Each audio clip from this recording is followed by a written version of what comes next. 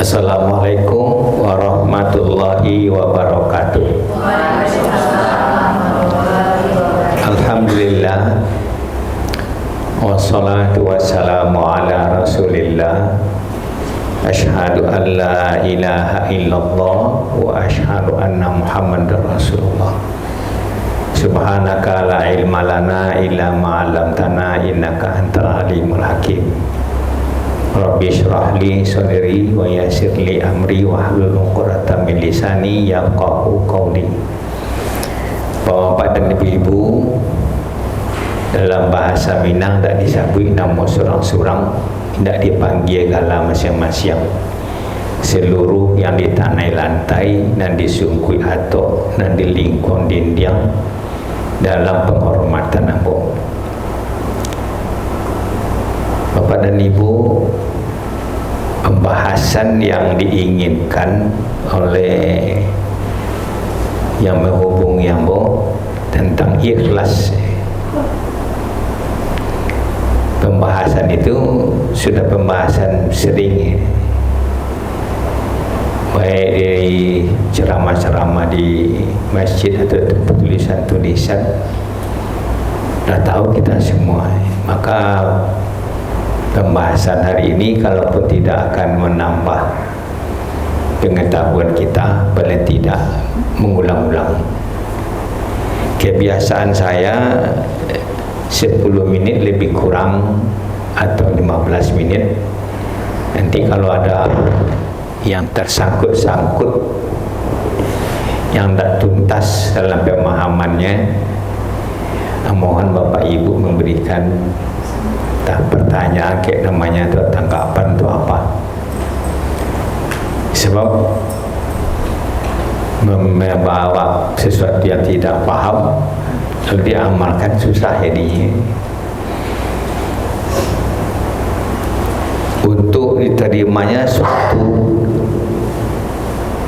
amal itu dalam bahasa kitanya kerja, tidak hanya ibadah ya. Termasuk kerja di kantor ini, apapun yang kita lakukan itu namanya amal. Amal lidah, bicara, makan, minum. Amal hati, ingat atau sesuatu kata-kata hati yang lain. Amal anggota melakukan tangan, mata, telinga dan seterusnya. Rohnya dari semua amal itu adalah ikhlas. Kalau kita sudah bersahadat, itu berarti kita sudah mewajibkan untuk mempelajari ikhlas. Allah tidak mewajibkan, Allah hanya menghimbau. Yang mewajibkan adalah diri kita sendiri, karena kita sudah mengucapkan 2 kalimat syahadat. Asyhadu an la ilaha illallah itu bukan aku bersaksi, artinya kelemahan kita di SD itu aku bersaksi bahwa tidak ada Tuhan kecuali Allah. SD itu juga, SMP itu juga, SMA itu juga. Tidak itu makna ini. Wa asyhadu anna Muhammadar Rasulullah, aku bersaksi Muhammad itu adalah Rasulullah. Tidak itu makna. Kalau terjemah untuk tingkat SD bolehlah diterima itu. Asyhadu itu dalam ilmu bahasa Arab kata kerja, fi'il mudhari' namanya. Kata kerja bermakna sekarang dan seterusnya sampai akhir hayat. Apa artinya? Aku ucapkan, aku pelajari, aku pahami, dan aku amalkan la ilaha illallah itu. Nah, kalau kita ucapkan sudah itu kerja lidah itu. Aku pahami itu nak kerja lidah lagi, lidah tak paham apa yang diucapkannya. Kerja hati. Aku amalkan, itu baru kerja anggota seluruhnya. Apa itu yang akan diucapkan, yang dipelajari, dipahami? La ilaha illallah itu Kata-kata Allah itu di dalam Al-Quran 2697 kali terulang. Wajib kita tahu itu. Al-Quran ini diturunkan oleh Allah kan untuk Allah memberitahu dirinya, kerjanya. Untuk menjelaskan dipilih seorang, itu dia Muhammad. Wa asyhadu anna Muhammadar Rasulullah. Aku pelajari apa yang diterima oleh Nabi itu adalah la ilaha illallah itu. Sepanjang ayat itu. Dalam pelajaran kitab yang kita pelajari yang bernama Muhammad, ketika bayi Muhammad itu lahir, yang sama Muhammad 13 orang. Tapi Jibril memilih Muhammad bin Abdullah. Padahal ketika itu banyak yang nama Muhammad dan dipilih oleh Jibril. Kan Allah yang merintahkan itu. Maka makna la ilaha illallah itu sebanyak ayat Al-Quran. Makna Muhammad Rasulullah itu sebanyak hadis. Jadi kita yang mewajibkan di diri kita, bukan Allah. Allah hanya memanggil, mengajak, mengimbau. Itulah nikmat yang paling utama bersyahadat itu. Tak semua orang bersyahadat. Nabi Nuh memaksa anaknya untuk bersyahadat, tak bisa. Nabi Muhammad memaksa pak tuonya atau pak uwonya untuk bersyahadat, tak bisa. Nabi Nuh memaksa istrinya untuk bersyahadat, tak bisa. Yang kita syukuri yang pertama itu, kita sudah diberi oleh Allah hidayah untuk bersyahadat. Bukan usaha bapak kita, enggak. Tak usaha ibu kita, enggak. Cara mensyukurinya bagaimana? Inilah dia di sini Al-Quran untuk mengkaji la ilaha illallah. Muhammad Rasulullah itu penjelasan dari Al-Quran ke seluruh perkataan Nabi, seluruh perbuatan Nabi, seluruh perilaku Nabi bersesuaian dengan Al-Quran. Itulah dia yang Rasulullah. Kalau kebiasaan Nabi nak sesuai dengan Al-Quran, tak ada dalam Al-Quran, tak perlu kita ikuti, tak perlu kita pelajari. Apa contohnya? Nabi selalu naik onta, itu tak ada hubungannya dengan Al-Quran. Dulu ketika saya aktif sebagai guru di Universitas Negeri Padang, kalau mahasiswa saya pakai onta semua di mana diparkir di UMP, itu tak bisa ini. Jangan pakai Honda aja sudah payah. Kewajiban itu berlaku sepanjang ayat. Kewajiban utama tidak solat, kewajiban utama tidak puasa. Mempelajari, memahami makna syahadat dengan sumbernya Al-Quran dan Sunnah. Dimanapun Bapak Ibu mengaji di komplek masing-masing, mesti sumber. Kalau sudah penjelasan dari para guru, para ustaz, itu sudah masuk unsur pemikirannya. Ikhlas itu rohnya. Di dalam Al-Quran diberi contoh ikhlas itu murni, bersih, tasfiyatul amal, bersih seluruh kerja. Tidak hanya solat, tidak hanya puasa, seluruh kerja kita. Maksud apa ibu pergi ke tempat kerja ini, ke kerja ini, disandarkan semuanya kepada la ilaha illallah Muhammadur Rasulullah. Dibuat ilmunya setelah Nabi wafat, baru lahirlah ilmu tauhid, akidah ilahiyah namanya. Wajib Bapak Ibu kita mempelajari nama-nama Allah yang indah itu. Tidak hanya dihafal Ar-Rahman, Ar-Rahim, latih, wadud, burhan, diamalkan makna, dipakai dalam hayat kita.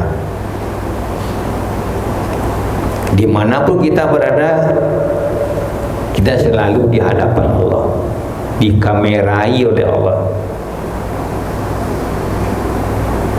Ibu sebagai istri, bapak sebagai suami, istri nak selalu di hadapan suami, suami nak selalu di hadapan istri, kita sebagai orang tua nak selalu di hadapan anak. Tapi kita sebagai makhluk selalu di hadapan Allah. Maka yang kita lakukan, yang kita lihat dulu Allah, bukan atasan, bukan pimpinan. Itu kandungan jiwa kita tadi, hati kita. Saya lakukan ini, saya buat ini, direkam oleh Allah. Kalau ini kan sekarang baru ada, di zaman dulu tak ada nih. HP itu berapa lamanya ibu bisa merekam? Ini kita 24 jam direkam, divideokan oleh Allah. Nanti dilihat sendiri video kita.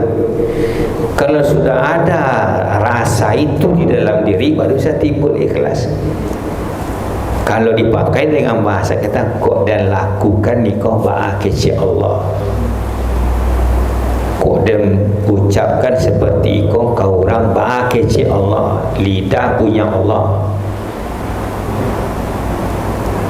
mulut punya Allah, otak punya Allah, tenaga punya Allah.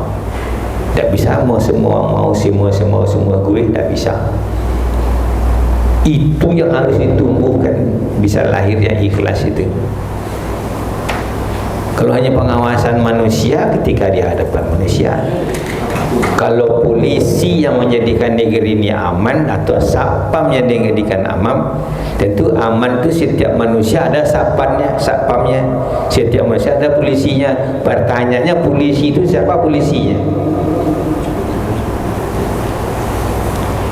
Yang menjadikan aman itu imannya, itu tauhidnya, itu dia hadir selalu di hadapan Allah. Maka dia berbuat untuk lillah tadi, ikhlas dalam seluruh tindakan. Dipakai baju, jangan kata orang kok dah pakai baju kau kecil orang beko. Itu dah, itu sudah habis ini. Penilaian orang kan selama dia hidup. Kalau penilaian Allah, dia hidup abadi, kekal, wujud, kidam, baqa, mukhalifatuhu lil hawadis. Allah tu baqa. Manusia sayang selama dia hidup, kadang-kadang benci belum mati lagi. Benci selama dia hidup, kadang-kadang sayang. Tapi kalau Allah sayang selamanya. Cuba sandarkan seluruh usaha kita, kerja kita kepada Allah. Selesai menjalani hidup ini. Tak diucap-ucapkan saja lillah, lillah, lillahi ta'ala. Itu kalimatnya itu. Tapi kalau sudah ditanya, hati kita yang ditahukan kepada Allah, itu baru dia bersinyal. Ada sinyal jiwa kita dengan Allah. Itu melahirkan ikhlas dalam semua yang kita lakukan. Bertanggungjawabnya kepada Allah, tidak kepada manusia. Kalau orang sudah segan kepada Allah, malu kepada Allah, pasti dia malu kepada manusia. Pasti dia segan kepada manusia. Tapi kalau orang tidak malu lagi kepada Allah, jangan diharap malu kepada manusia. Kalau orang tidak takut kepada neraka Allah, jangan diharap takut kepada penjara manusia. Buktinya sekarang kan penjara makin hari makin penuh. Dulu malu orang masuk penjara, malu. Sekarang kan tak ada. Pertanyaannya, di mana pendidikan malu itu? Di tauhid tadi, di ikhlas tadi. Malu kepada manusia di hadapan manusia, malu kepada Allah, kita selalu di hadapan Allah, dinilai oleh Allah, dilihat oleh Allah dimanapun kita berada. Itu kehendak dari asyhadu an la ilaha illallah wa asyhadu anna muhammadar rasulullah. Maka seluruh kerjaan yang kita lakukan itu landaskanlah ke situ, sudah ikhlas. Jangan kepada penilaian atasan, ke penilaian seseorang, atau bagaimana pendapat orang, bagaimana pandang orang kepada kita. Pandang orang itu selama orang itu hidup dan ada di hadapan kita. Kalau tidak ada orang, kan tidak ada. Kalau Allah selalu Sami'un, Basirun, Alimun, apalagi 99 nama-nama Allah itu menjadi darah daging di dalam diri kita, maka sudah jadi mukhlis itu. Kalau anak-anak kita SD, SMP kan dia hafalnya ini Ar-Rahman, Ya Rahim, Ya Rahman. Tentu kalangan dia ya, SD, SMP. Tapi kalau kita semakin tua, harus semakin duduk di dalam diri kita, mantap. Saya memakai rumus, bisa Bapak Ibu setuju atau tidak, umur makin berkurang tapi ma'rifat kita kepada Allah semakin naik. Gitu caranya matematiknya. Bila berakhir umur tu kan tak tahu. Jangan dikira orang tua lebih dulu, akhirnya tak belum tentu. Kalau sedang zina jiwa dengan duniawi, berakhir kan bahaya ini. Tak sempat memperbaiki diri. Rohnya semuanya terletak di ikhlas. Kalimatnya yang memang la ilaha illallah, tapi kalau diurai seperti yang tadi, kok iko pakaian amba ke Allah, kok iko yang bawa makan ba ke Allah, kok iko yang bawa ucapkan ke orang ba ke Allah. Kita ini kan hak pakai, hak milik Allah, memanfaatkan yang punya Allah, dipertanggungjawabkan. Inna sam'a wal basara wal fuada kullu ulaika kana anhu mas'ula. Yang kita dengar, yang kita lihat, yang kita rasai, perasaan dalam jiwa, semuanya di SPJ kan kepada Allah. Tidak bisa berubah. Maka roh dari seluruh kegiatan kita di dunia ini, apapun yang kita lakukan karena kita sudah bersahadat, mesti landasannya ikhlas itu. Kalau ingin mendapatkan ridho, sayang, suka, senang. Sayang manusia terbatas, sayang Allah tidak terbatas. Firaun dengan istrinya di dunia dia serumah, di istana tinggalnya. Di akhirat dia tidak ketemu. Firaun di neraka, istrinya di surga. Jangan dikira suami istri mendekati, jangankan sampai di akhirat, di sakarat saya tidak bisa suami membantu istri atau sebaliknya, tidak bisa. Paling-paling membantu dulu, rohaninya tidak bisa membantu. Kualitas ikhlasnya itu yang menentukan. Ibnu Qayyim, ulama besar dunia, membagi tingkat rendah, menengah, tinggi. Tingkat rendah ni cukup dapat sudah alhamdulillah itu. Tinggi payah itu para nabi. Untuk mendapatkannya mesti belajar secara terstruktur. Kalau ini sifatnya mengaji seperti ini itu untuk motivasi, tapi untuk mengkaji secara terstruktur mesti berurut, bersambung. Tidak bisa majelis-majelis singkatnya, tidak bisa. 10 tahun, 12 tahun Nabi mengajarkan itu. Belum ada solat, belum ada puasa, belum ada zakat, belum ada haji. Khadijah istri Nabi 10 tahun dia belajar. Tapi wanita utama dalam surga, belum ada dia solat. Ketika Nabi menerima Al-Quran, umur Khadijah 55 tahun. 10 tahun setelah itu Khadijah wafat 65, umurnya belum ada lagi solat, puasa, zakat, haji. tapi dia wanita utama di dalam surga. Ikhlasnya itu tinggi, semua jiwa raganya diberikan untuk Islam, harta bendanya. Aisyah isteri Nabi yang paling muda, 8 tahun cuma dia belajar, tapi dikuasainya semuanya. Siang malam dia belajar. Di negeri kita ni belajarnya pakai waktu maghrib isya atau subuh. Aisyah tu 8 tahun siang malam dia belajar, 30 juz dikuasai, bukan hafalnya. Nah, kita kalau nak tahu isinya, kita menghafal lafaz, berarti kita berdiri di pintu baru. Baca Al-Quran ini dengan tahsin, dengan irama, dengan tajwid, itu berdiri di pintu, belum masuk lagi ke dalam ini. Itu tuh pintu masuk. Yang isinya di dalam, di balik lafaz itu. Kalau saya mengistilahkan kepada mahasiswa saya dulu, yang tasure, yang tasire, yang tasuro, 3 T. Tasure ini lafaznya, tasire itu terjemahannya, yang tasuro itu maknanya. Bismillahirrahmanirrahim, dengan nama Allah yang Maha Pengasih lagi Maha Penyayang. Apa mengamalnya? Apa mengamalkan bismillah? Oh, dibaca, itu nak mengamalkan itu. Allah memberitahu dirinya, dia Rahman, dia Rahim, pengasih, penyayang.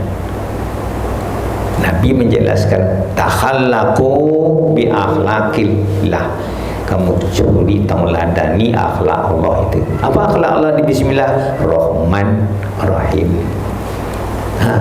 Berkasih sayang lah. Serumah, setangga, sekasur, sedapur, selumpur, setempat kerja.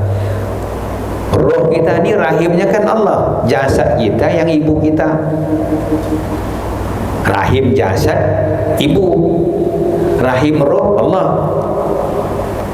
Mengapa roh sudah masuk ke dalam jasad, keberdengkian, bersakitan hati? Itulah pengaruh dari jasad tadi, yang didengar, yang dilihat dan sebagainya, yang dimakan, yang diminum.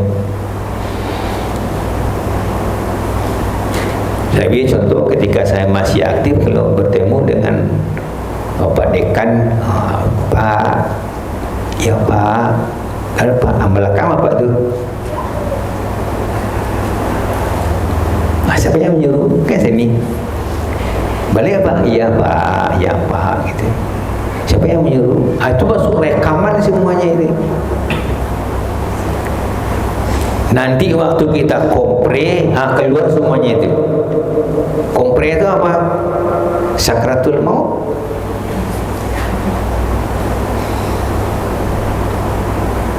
Ujian tertutupnya nanti di alam barzah. Sakratul maut itu kompre, ujian akhir. Tidak ada orang yang bisa membantu itu.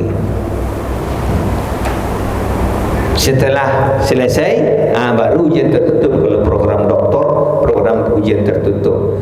Ujian tertutup, pertanyaannya 3 cuma. Dan diberitahu dari sekarang, Man Rabbuka, siapa Tuhanmu? Kalau dari sini dia kan mudah dijawab Allah. Dulu tidak bisa, yang menjawab itu bukan jasad, rohani yang berisi ikhlas tadi. Man Rabbuka, nak lidah ni yang menjawab. Tauhidnya tadi. Nah, kalau dia nak kenal dengan Allah, siapa jawab? Madinuka, Islam. Itu kalau di dunia, ini tanyanya di alam barzah kepada roh. Man nabiyuka, siapa Nabi Muhammad? Itu kalau di dunia, nanti bertanya roh, berapa terikatan kita kepada Al-Quran dan Sunnah itu. Kualitas keikhlasan kita tadi, menengah, rendah, menengah, tetap tinggi. Itulah pada dia mesti belajar minal mahdi ilal lahdi, dari lahir sampai akhir hayat. Kita nak tahu yang ada termasuk saya. Apakah kita dulu diazankan oleh orang tua kita lahir? Nak tahu. Itu kan penantian pertama. Begitu dia lahir ke dunia kan belum mendengar, tapi rohnya sudah ada, tauhidnya, ikhlasnya sudah ada di dalamnya. Diazankan telinga kanan, kumatkan telinga kiri. Nanti kalau kita masuk ke sakaratul maut, itu bimbingan la ilaha illallah, kan tauhid lagi. Dan ke sini lagi masuknya, sini kan membangkitkan keikhlasan tauhidnya tadi, kebersihan rohaninya tadi. Makanya bapak dan ibu cuci dengan suci berbeda. Cuci itu najis, kotoran yang melekat di pakaian atau di badan, dicuci. Kalau kotoran yang melekat di rohani tidak dicuci, disucikan. Itulah kehendak dari pokok bahasan yang diberikan, membersihkan, mensucikan dia. Kalau jasmani kita, pakaian kita nak mampu kita mencucinya, itu ada laundry. Kalau baju, pakaian, kalau orang bisa gaji orang. Tapi kalau roh kita tidak bisa orang mensucikannya. Ini dia vitamin. Nama masjid Asy-Syifa, kenal Quran, wa nunazzilu minal Qur'ani ma huwa syifaa'un.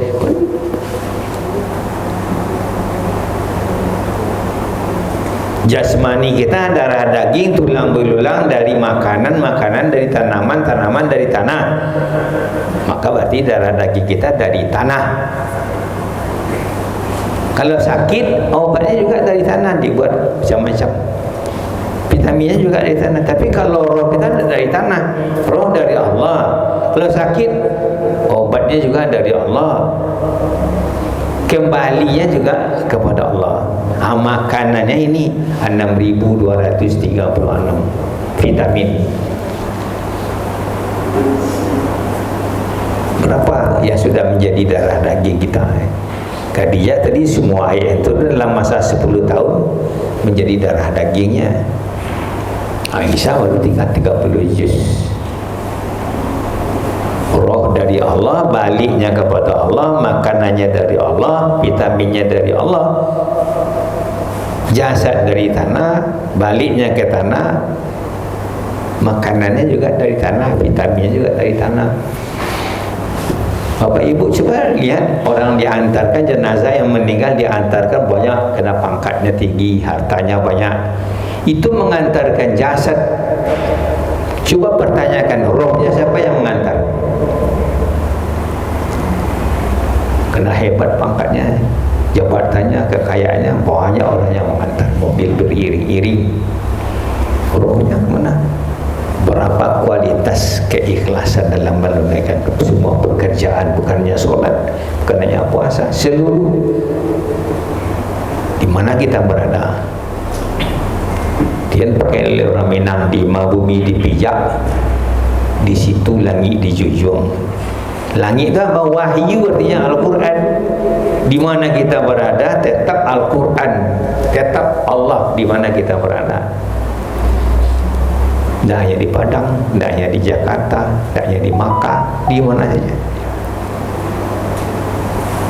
Kena mati tidak memberitahu tempat, waktu tidak diberitahu oleh Allah. Disengaja tidak diberitahu. Ini lawan kita, sama syaitan yang memalingkan dari Al-Quran. Orang kafir, orang musyrik, sampai nafasnya keluar dari jasadnya ditunggu oleh syaitan. Mengapa syaitan menunggui? Yang ditakutkan oleh syaitan, kalau dia menjelang wafat, dia bertobat, minta ampun, diterima oleh Allah, dia ke surga. Syaitan itu yang ditakuti, jangan ke surga. Orang mukmin, orang yang taat, sakarat ditunggui oleh syaitan. Bagaimana caranya supaya dia sesat, dirayu? Dalam kitab Daqaiqul Akhbar, apa yang sangat disukai, ketika sakarat dia datang. Kalau Al-Quran yang disukai, tanazzalul malaikah, turun, tatanazzalu alaihi al malaikah, dibimbing. nahnu awliya'ukum fil hayati dunya wa fil akhirah. Itu yang kualitas rohani tadi Bapak dan Ibu. Oleh itu mesti pembelajaran di sepanjang hayat kita. Kalau di zaman Nabi, di mana saja Nabi berada, dia belajar. Kita ni dah yang masjid, di sana ada HP. Kan ada majlis-majlis di HP yang pelajaran-pelajaran khusus. Tapi beda dengan kehadiran di mushola atau di masjid. Bukan ayat-ayat Allah. Wa ma umiru illa liya'budullaha mukhlishina lahuddin. Kamu diperintah kepada Allah untuk selalu bersih rohani, itu menjaga kesehatan rohani. Fisik kurang-kurang sehat, tapi rohani sehat, semuanya sehat juga jadinya. Roh dari semuanya. Lalu kalau untuk pahala bagaimana? Khusyuk tentangnya. Ikhlas itu rohnya. Untuk nilai dari semua kerja kita bukannya solat, apa saja kita kerjakan sehari-hari dinilai oleh Allah sebagai amal soleh, terletak di khusyuk, tunduknya kepada aturan, tunduk kepada aturan Allah dan aturan yang ditetapkan oleh tempat yang sesuai dengan Al-Quran dan Sunnah. Itu khusyuk. Jangan kata khusyuk itu untuk solat puasa saja, tidak. Mahalluhu al-qalbu wa samaratuhu alal jawarih. Sentral khusyuk itu dalam hati, jiwa, buahnya di perilaku, ketundukan dan kepatuhan kepada aturan yang telah ditetapkan oleh Allah dan Rasul, baik yang rinci ke atas hablum minallah maupun yang umum hablum minan nas.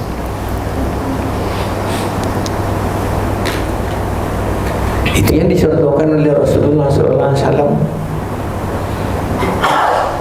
Kita mendekati Islam umumnya di Indonesia, di negeri kita, dari sudut fikih, hukum, wajib, sunat, haram, makruh. Apa hukumnya? Apa hukumnya? Apa hukumnya? Itu aja yang sering. Itu fikih namanya itu. Salah tidak salah, mesti kita ketahui rukunnya, syaratnya, aturan segala macam. Tapi rohnya, ini dia ikhlas dan khusyuk itu. Semua usaha kita, semua pekerjaan kita, semua yang kita lakukan, berapa nafas turun naik di hidung ini dipertanggungjawabkan. Ketika nafas turun, nafas naik, turun naik, kecuali sedang tidur. Mulai dari bangun tidur, ibadah pertama, amal pertama, ucapan pertama, alhamdulillahillazi ahyana ba'dama amatana wa ilaihin nusyur. Dengan kerja lidah. Kerja dia apa? Allah sudah mengembalikan yang tadi semuanya di stop. Pendengaran di stop, penglihatan di stop, kita tidur. Yang tinggal roh untuk hidup, semuanya stop, dikembalikan, dipinjamkan lagi. Ahyana ba'dama amatana wa ilaihi nusyur. Yang kita pakai pendengar semua nanti akan itu nusyur itu arti itu. Tidak hanya kembali saja, nanti kita bertanggungjawab berapa jam dari mulai bangun tidur sampai tidur. Dalam pemakaian selama itu ada kekurangan segala macam, salah ini makanya ketika kepala di atas bantal, badan tiba di atas kasur, 2 ayat terakhir surah Al-Baqarah ada doa, wa'fu anna, ya Allah maafkanlah aku dari kesalahan aku dari pagi tadi, waghfir lana, ya Allah sayangilah, ampunilah aku, warhamna, sayang. Tidur, tidak ada jaminan untuk bangun besok pagi. Kalau tidur adalah lakukan suci, bersih, rohani, bangun lagi, ya nah tadi. Begitulah kehidupan kita sehari. Kita pakai kerja, nanti sore gitu pula sampai akhir hayat. Artinya tadi umur makin berkurang, ikhlasnya makin tinggi, ilmunya makin tinggi, taatnya makin tinggi, khusyuknya makin tinggi. Berapa nanti finalnya? Itu yang dikatakan sakaratul maut. Makanya bapak ibu dibersihkan tiap hari pembukuan, memelihara keikhlasan ini, kekhusyukan, ketundukan. Namanya syaitan tak sabar, minta maaf, minta ampun, nyakut kepada Allah, istighfar, nyakut kalau selama kerja, islah, perbaikan. Kalau sudah bermarahan lebih dari 3 hari, sudah berbahaya. Rusak makna bismillah tadi. Bismillahirrahmanirrahim, kesilaturahim. 3 hari masih ditoleransi, 3 hari. Tapi kalau sudah hari keempat, tidak lagi. Itu rumah baik dan dipelihara. Hakikatnya roh kita itu, bukan jasad.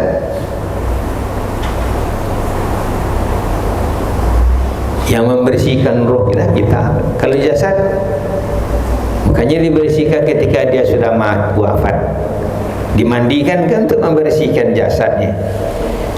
Tapi untuk roh siapa yang membersihkan? Tak ada, mesti kita sendiri memelihara yang punya Allah tadi. Itu yang mukhlis, kerja terus. Ikhlas itu kata bendanya, ikhlas kata pelakunya mukhlis, orang yang selalu berusaha memelihara kesucian jiwanya.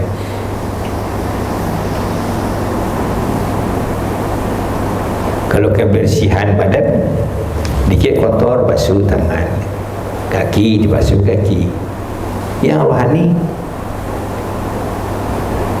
merasakan kita berapa rusaknya kerohanian kita yang ditularkan oleh syaitan, baik syaitan halus maupun syaitan kasar. Syaitan halus dari dalam, syaitan kasar dari luar, kawan, teman, harta, pakaian, makanan, minuman dan sebagainya. Itu yang hakikatnya kajian itu, Bapak dan Ibu. Sepanjang hayat semakin tua kita semakin tinggi tingkat keikhlasan, kekhusyukan dalam melakukan. Jangan katakan hanya untuk ibadah saja, ibadah dalam arti khusus. Semua kehidupan kita, iyyaka na'budu, hanya kepada Engkau kami mengabdi, bukan beribadah solat saja artinya. Wa iyyaka nasta'in, nak keluar dari ibadah keseharian kita dimanapun kita berada.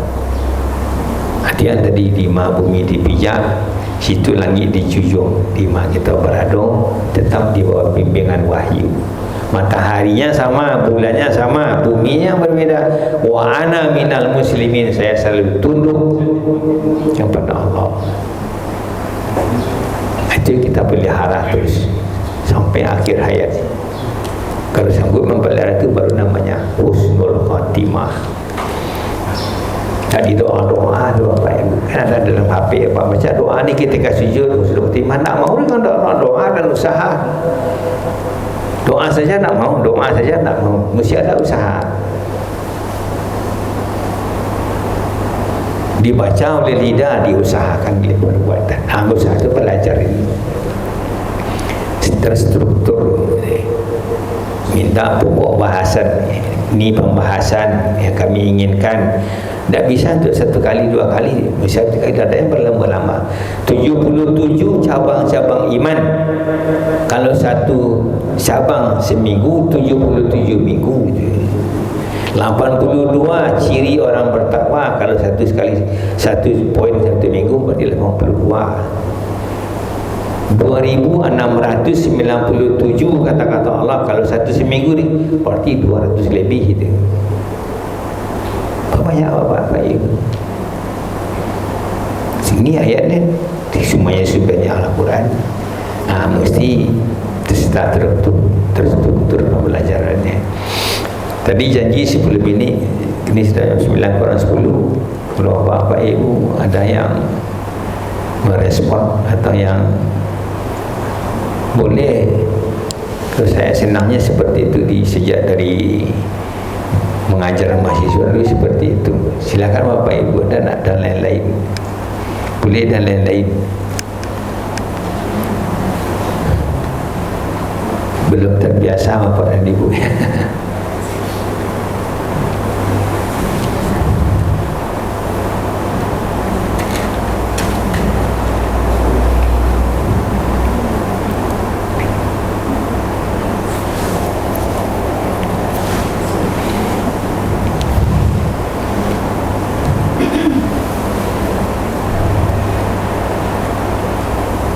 Jadi sebagai simpulannya, ikhlas itu adalah kerja kita terus menerus, usaha terus menerus sampai ujung kehidupan. Kalau dalam keadaan mukhlis, roh itu meninggalkan jasad, baru namanya husnul khotimah. Kalau tidak, tak. Berarti apa saja yang kita kerjakan, berpakaian, makan, minum, kalau ragu apa yang kita makan itu, dak ma yaribuka ila ma yaribu. Kita berkunjung di mana kita ragu, dak, kata Nabi, tinggalkan. Jangan ditanya ke perut. Kalau tanya ke perut, oh lama makanlah. Coba tanya ke hati, ragu, tinggalkan. Pakaian, dipakai, ketika dipakai nampak warna kulit, kan sudah merusak. Apalagi kalau perempuan, apa saja pekerjaan yang diridai oleh Allah, kalau rohnya tidak ada ikhlas, tidak ada nilainya. Lawan dari ikhlas itu baru syariah. Lawannya harus tahu. Ria itu bisa masuk lewat ilmu, lewat pakaian, lewat pergaulan, lewat konco, kekuasaan, bermacam-macam. Kalau sudah ada ria sedikit, semua hangus. Fawailul lil musallin allazina hum an salatihim sahun allazina hum yuraun. Nah, kamu sih bapak ibu, memelihara itu kerja kita. Nah, kalau masuk sedikit najis itu ke dalam, sudah rusak. Walaupun kita secara lahir cukup, syaratnya cukup, syariatnya cukup, baca Al-Quran, tajwidnya bagus, isinya, maka penilainya ternyata di kualitas keikhlasan kita, tunduk dan patuh kepada aturan dari Allah, aturan dari manusia di mana kita berada. Selama tidak bertentangan dengan Al-Quran dan sudah aturan. Itu yang kita baca, wa ma ana minal musyrikin, saya tidak mengikuti aturan orang musyrik. Wa ana minal muslimin, saya mengikuti aturan muslim. Itu artinya, kalau bapak ibu baca wajah itu kan itu, wa ma ana minal musyrikin, saya tidak tunduk kepada tata cara orang-orang musyrik, pergaulan orang musyrik, makanan orang musyrik, minuman orang musyrik, rumah tangga orang musyrik. Itu artinya wa ma ana minal musyrikin.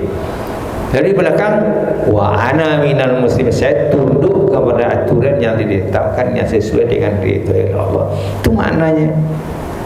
Dipakai itu sebanyak ayat. Baru husnul khatimah manusia.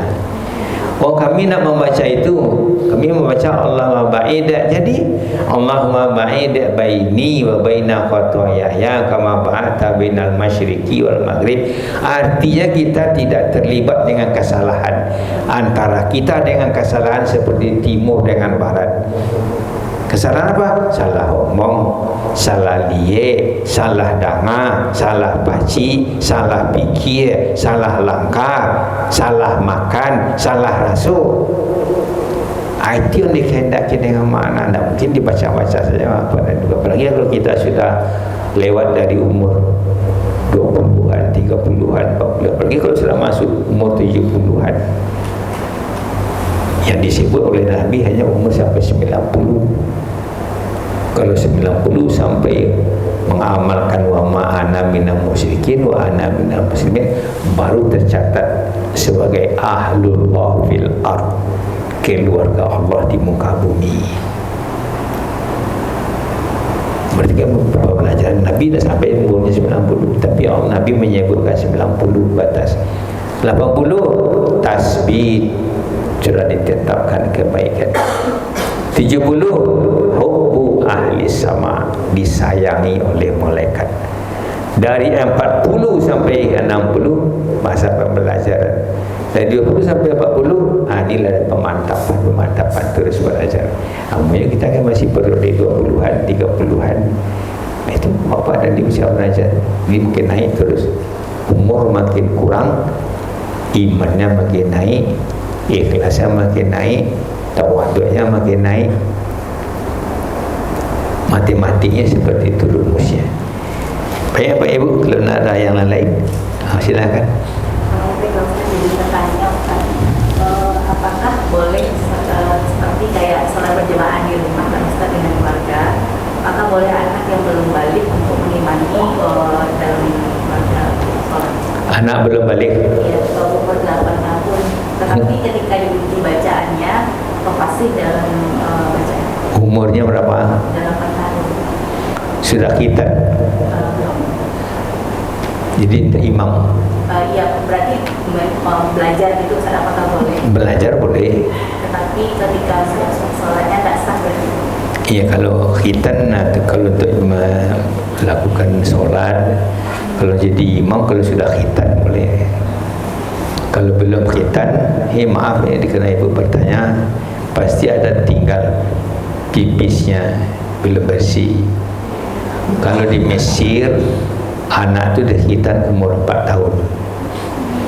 Di negeri kita ni rata-rata 10, 9 atau 10. Yang bagusnya yang tadi itu sebelum umur 7. Sehingga kalau dia sudah khitan, sudah bersih dari najis, boleh dia jadi imam. Kalau makmum ibunya jadi imam, tak boleh, nak laki-laki. Kalau ibu sama ibu, makmum perempuan sama perempuan, boleh berimam. Tapi kalau imamnya perempuan, anak laki-laki sudah balik, boleh jadi makmum. Kalau kita di negeri kita ni kan biasalah umur 10-an, umur 9.